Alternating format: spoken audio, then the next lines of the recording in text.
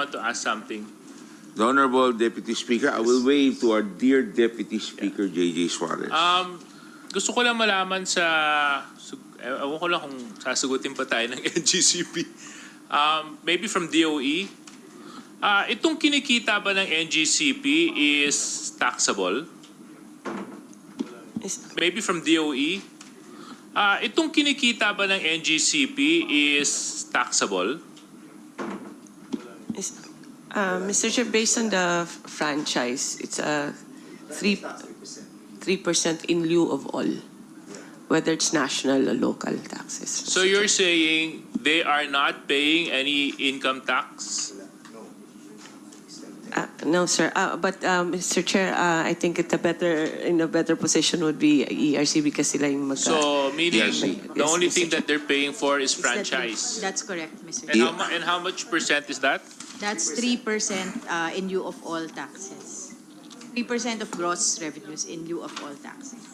So ito po kasi Mr. Chair yung point ko, medyo nakakakulo ng dugo. Ang laki-laki na nga ng kinikita nila, ang laki-laki ng dividendo nila, hindi pa sila nagbabayad ng buwis kasi nasa prangkisa nila na hindi sila dapat magbayad ng buwis kasi lang mahal-mahal ang presyo ng kuryente.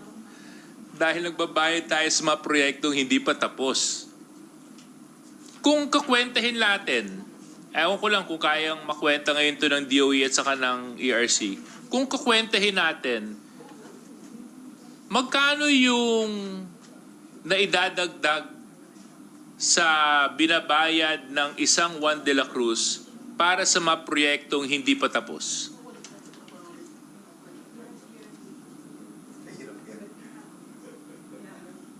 Kasi sinabi nyo, nagbabayad tayo sa mga proyektong hindi pa tapos. Ngayon, para mas maunawaan lang ng mga Pilipino, magkano yun?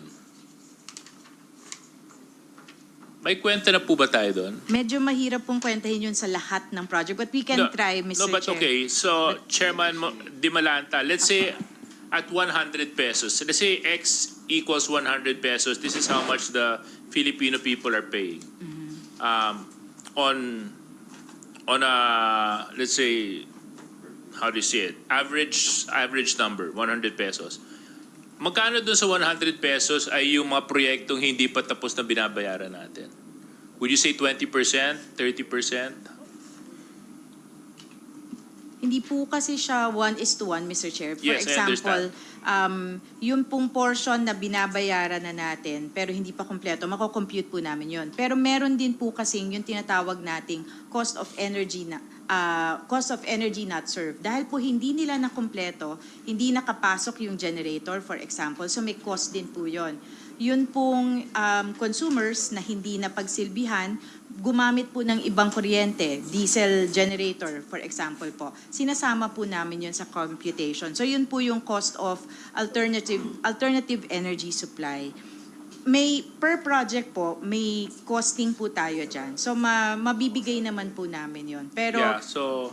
in billions po kasi yun, Mr. Chair. Hindi kasi, syempre ako, nagbabayad kami ni Ana ng kuryente buwan-buwan. Eh di, ang alam kasi namin, pag nagbayad kami, base to sa ginamit namin.